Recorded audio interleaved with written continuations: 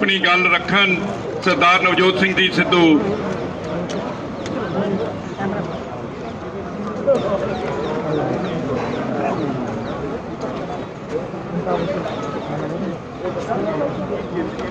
मानयोग chief minister साहब,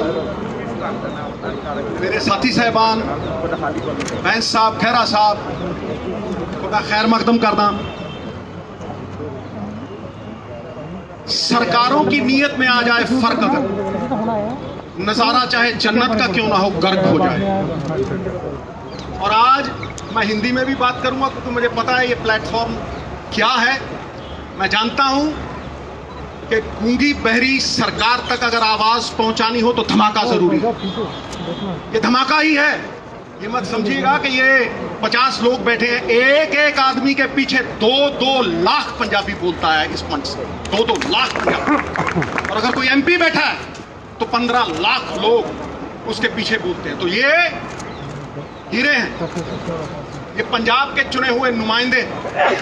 मैंने बात नीयत की है, नीयत की। नीयत साहब नीति में दिखती है, और नीति सिर्फ 2 पूंजीपतियों के लिए बनाई गई है मोदी सरकार। आप अगर ये सोचते हो कि ये कानून सरकार किसानों के हक में बना रही है तो बहुत बड़ी गलतफहमी है। ये सिर्फ 2 पूंजीपतियों के हक में उन्हें रिमोट कंट्रोल देने के लिए कानून बनाए गए हैं। और मैं आज डंके की चोट पे ये कहता हूं, छाती ठोक के ये कहता हूं कि हम मरते मर जाएंगे लेकिन अंबानी और अडानी को पंजाब में पैर नहीं धरने देंगे। ये लीडर हैं। 100 भेड़ों के आगे एक शेर लगाओ, भेड़ें शेर हो जाती हैं, और ये शेरों के आगे बब्बर शेर है। और इनके आगे मैं बात जो करने वाला हूं वो बड़ी पते की, और यहां वाजिब है। ई नैम तो पहले भी था साहब, पहले भी ऑनलाइन ट्रेडिंग होती थी। आप मंडियों की बात करते हो, आप ये बात करते हो कि फ्री मार्केट होनी चाहिए, तो फिर ये कानून बनाने की क्यों जरूरत है? बाहर से ई नैम होता था, ऑनलाइन ट्रेडिंग होती थी, ये कानून क्यों बनाए गए? ये कानून इसलिए बनाए गए कि पंजाब के किसान के कानूनी अख्तियार, कानूनी अधिकार पूरी तरह से छीन लिए जाए। मैंने आज तक कोई ऐसा कानून नहीं देखा जो किसान को कोर्ट में जाने से रोकता है। ये वो कानून बनाया है मोदी साहब ने काला, जिससे किसान अगर उसका कोई डिस्प्यूट होता है तो वो कोर्ट में नहीं जा सकता, नंबर 1। नंबर 2, वो एसडीएम के पास जाएगा या वो डीसी के पास जाएगा, जिसका कंट्रोल सेंटर की सरकार के पास होगा। और ये चुने हुए नुमाइंदे, ये रेस जिताने वाले घोड़े दर्शनी घोड़े बना दिए जाएंगे। इन चुने हुए नुमाइंदों को नकारा कर दिया जाएगा। ये मैंने देशों में सुना था कि 1-2 कंपनियां मोनोपोली बनाती, और वो मोनोपोली बना के, जैसे ईस्ट इंडिया कंपनी राज किया करती थी, वो मोनोपोली बना के राज करती हैं। ये वही हो रहा है। ये रिमोट कंट्रोल ये गोरे अंग्रेजों के हाथ में नहीं, ये काले अंग्रेजों के हाथ में दिया जा रहा है। और ईस्ट इंडिया कंपनी की तरह ये पूरे का पूरा कंट्रोल पुतलियां बनाने के लिए अंबानी और अडानी के हाथ में देने की ये साजिश है। उसका प्रमाण है 17 लाख करोड़ रुपए के एनपीए हैं, बैंकों को लुटा दिया। 17 लाख करोड़ रुपए के एनपीए आपने सारे बैंक लुटा दिए, किसी एक पे कार्रवाई हुई? पिछले से पिछले साल 5 लाख करोड़ रुपया आपने टैक्सों का छोड़ा। इन बड़े बड़े कॉरपोरेट्स को वो जब पैसे छोड़ते हो टैक्सों के 5-5 लाख करोड़ रुपए, तो आप कहते हो इंसेंटिव, और गरीब किसान को अगर 4 पैसे देते हो तो उसको कहते हो सब्सिडी। वाह वाह, 17 लाख करोड़ के एनपीए। पूछिए मोदी सरकार से क्या जवाबदेही बनाया किसी को? 5 लाख करोड़ रुपए के रेवेन्यूज फोरगॉन बजट में आते हैं। ये तिवारी साहब बैठे हैं, एमपी साहिबान बैठे हैं, रेवेन्यूज फॉरगॉन, वो रेवेन्यूज फॉरगॉन आप छोड़ते हो, वो इंसेंटिव। और किसान की जो बनी बनाई इनकम थी, किसान क्यों डरा हुआ है? किसान इसलिए डरा हुआ है कि उसकी लागत बढ़ रही है, उसके खर्चे बढ़ रहे हैं, पेस्टिसाइड के ऊपर खर्चे बढ़ रहे हैं, पेट्रोल की कीमत बढ़ रही है। लेकिन जो उसकी अश्योर्ड इनकम थी, आज मोदी सरकार वो अश्योर्ड इनकम को छीन रही है। पॉइंट नंबर 2, ये पहला था। Point number 2, this is an attack on the federal structure of India. ये हमारे संघीय ढांचे के ऊपर एक अटैक है। It impinges and impedes on the spirit of the constitution. ये कॉन्स्टिट्यूशन की स्पिरिट पे, हमारी आत्मा पे ये आघात है। हर स्टेट के अलग अलग मसले हैं, हर एक स्टेट के अलग अलग मसले हैं साहब। इसीलिए उन अलग अलग मसलों को सुलझाने के लिए वहां की सरकारों का चयन होता है। ये कहां का इंसाफ है कि एक चीफ मिनिस्टर और उसके सारे चुने हुए नुमाइंदे, ऑपोजिशन वगैरह सारी इकट्ठी, तुम एक स्टेट के चुने हुए नुमाइंदों की आवाज को दबा रहे हो और उसके 70% किसान उनकी आवाज को दबा रहे हो। It is an attack on our federal structure. Federal structure पे ये जो अटैक है, इसके बारे में मैं पूरी तरह से पुरजोर विरोध करता हूं। और प्रियम्बल में एक वर्ड आता है फ्रेटर्निटी। फ्रेटर्निटी का क्या मतलब है? फ्रेटर्निटी का मतलब है कि हम आपसी भाईचारे में बंधे हुए हैं, हम पारिवारिक सांझ में बंधे हुए हैं। और वो यूनिटी इन डाइवर्सिटी, हमारी भाषाएं अलग हैं, हमारी भाषाएं अलग हैं, हमारा कल्चर अलग है, लेकिन फिर भी हम एक हैं।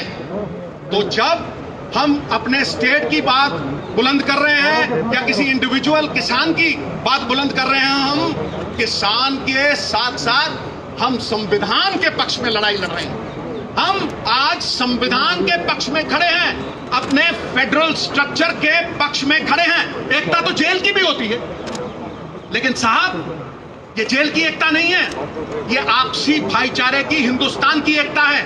ये यूनिटी इन डाइवर्सिटी है और वो संजीदगी से लेने वाली बात है। जो लोग, और मैं प्राइम मिनिस्टर साहब को कह रहा हूं, जो लोग वन नेशन वन मार्केट की बात करते हैं, वो पंजाब के चुने हुए नुमाइंदों की और एक चीफ मिनिस्टर की आवाज को दबा रहे हैं और कुचल रहे हैं। यह हम कभी बर्दाश्त नहीं करेंगे।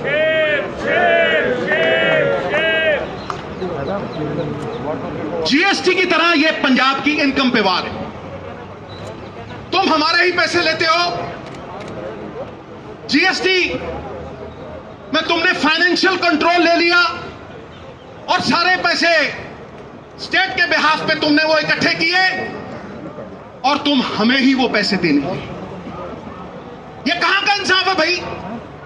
चोरी और सीना चोरी, क्या ये सरकारें ये करेंगी?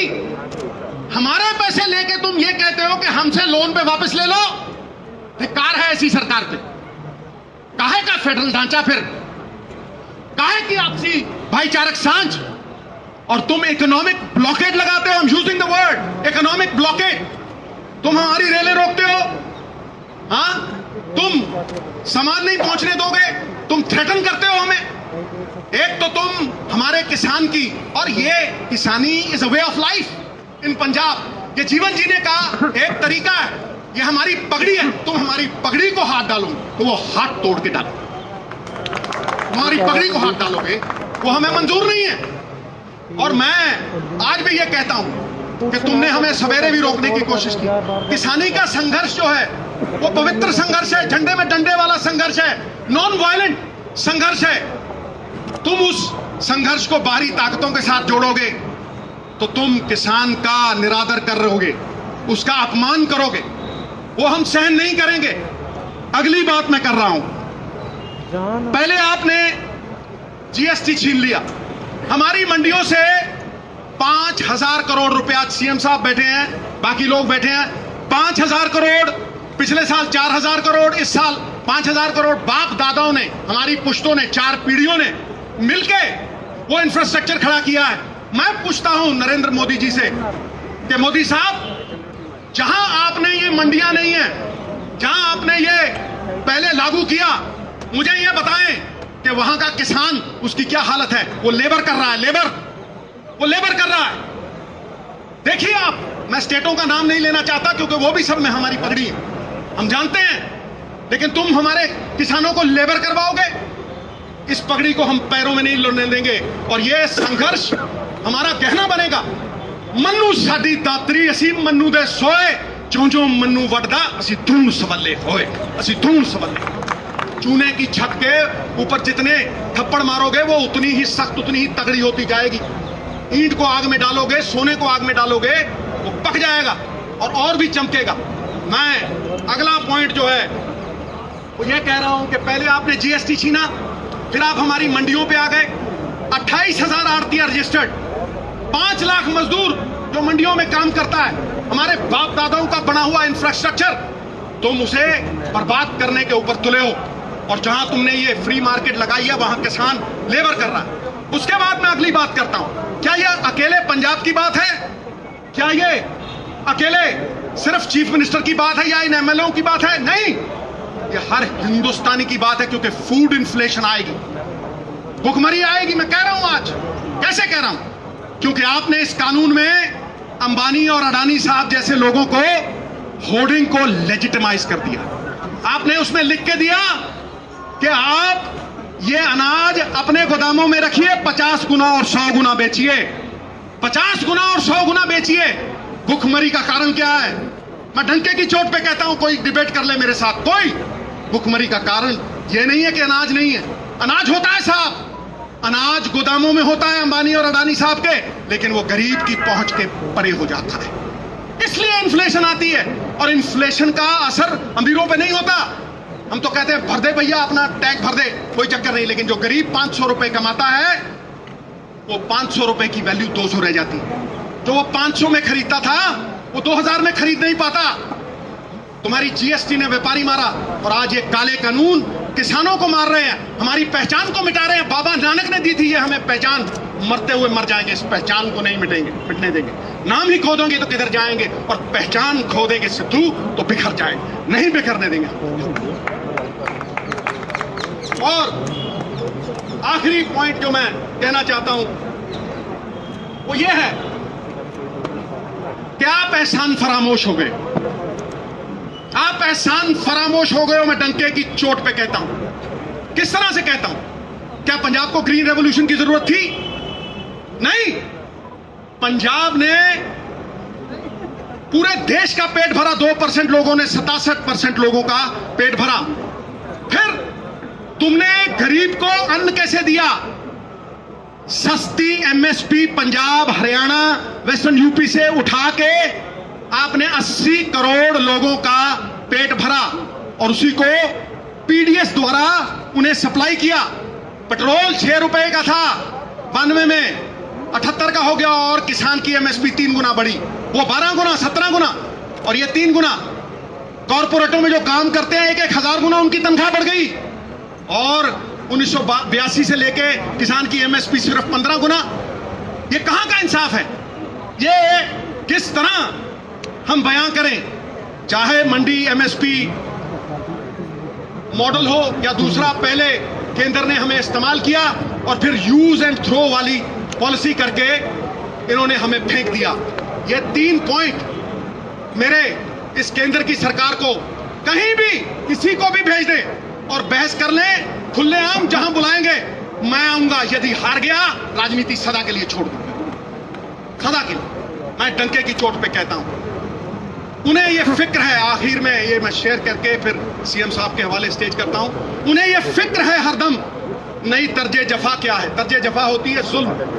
उन्हें यह फिक्र है हरदम, नई तर्जे जफा क्या है? हमें भी शौक है देखें सितम की इंतहा क्या है, हमें भी शौक है देखें सितम की इंतहा क्या है। गुनाहगारों में शामिल हैं वो लोग जिन्होंने ग्रीन रेवोल्यूशन, व्हाइट रेवोल्यूशन अशरन की।